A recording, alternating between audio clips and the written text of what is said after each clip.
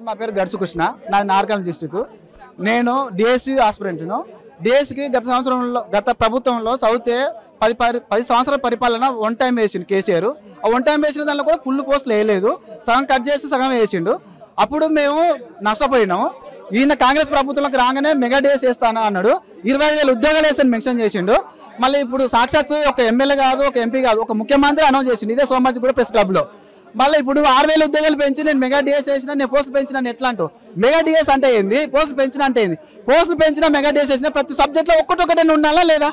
మళ్ళీ ఇప్పటికి కొన్ని సబ్జెక్టులో కొన్ని జిల్లాలో కొందరికి 0 ఉన్నాయి. మళ్ళీ నువ్వు మెగా డిఎస్ అని ఎట్లా అంటావు? పోస్టులు పెంచినా ఎట్లా అంటావు? మెగా ఇప్పుడు డిఎస్సి పోస్టులు పెంచాలంటే టీచర్లు ప్రమోషన్లతో ఉన్న ట్రాన్స్ఫర్తో ముడిపెడతారు కదా. మళ్ళీ ట్రాన్స్ఫర్స్ అయిపోయినవి, ప్రమోషన్స్ అయిపోయినవి, క్లియర్ ఉంది. పోస్టులు వేకెన్సీ కనపడుతున్నాయి. మళ్ళీ ఆ పోస్టులను ఇప్పుడు దీనికి యాడ్ చేస్తే మాకు న్యాయం జరుగుతుంది కదా. నువ్వు అనుకున్న మాట నిలబెట్టుకుని అవుతావు కదా. అదే చంద్రబాబు నాయుడు ఎన్నికల ముందల డిఎస్సికి హామీ ఇచ్చిండు. ఆయన గెలిచిన వెంటనే డిఎస్ పైన సంతకం పెట్టి మాటలు నిలబెట్టుకున్నాడు. మళ్ళీ నీ చిత్తశుద్ధి ఎక్కడ పోయింది? నీ గురువు అంటావు కదా, మళ్ళీ శిష్యుడు నువ్వు ఎట్లా ఉండాలి?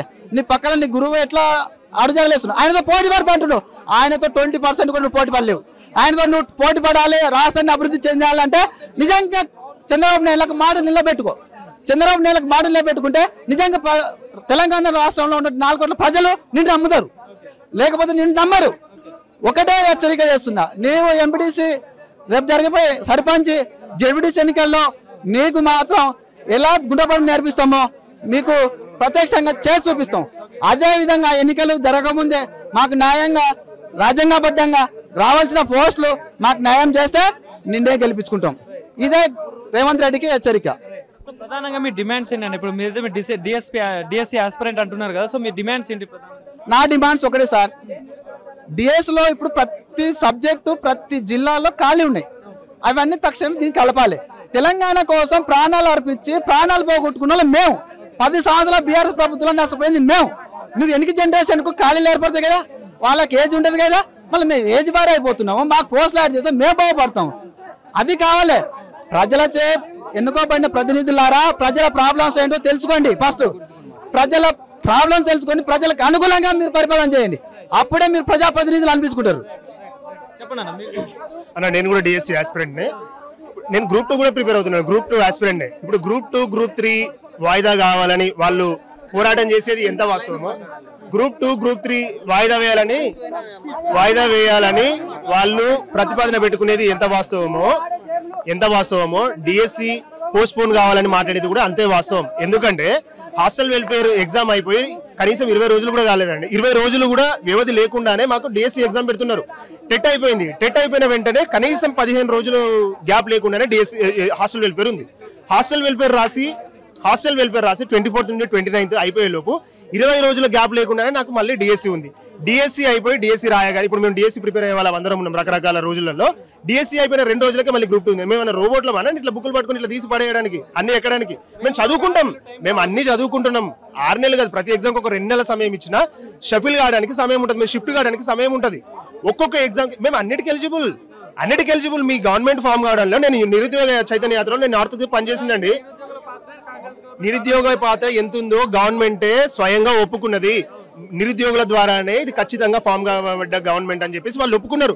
అందులో నేను పర్సనల్ గా ముఖ్య పాత్ర పోషించాను. నేను కూడా ప్రతి ఇండివిజువల్ పోషించున్నట్టు నేను కూడా పోషించానని చెప్పుకుతున్నాను. నేను గట్టిగా నిరుద్యోగ యాత్ర చేసిన వ్యక్తులు నేను ఒకరిని.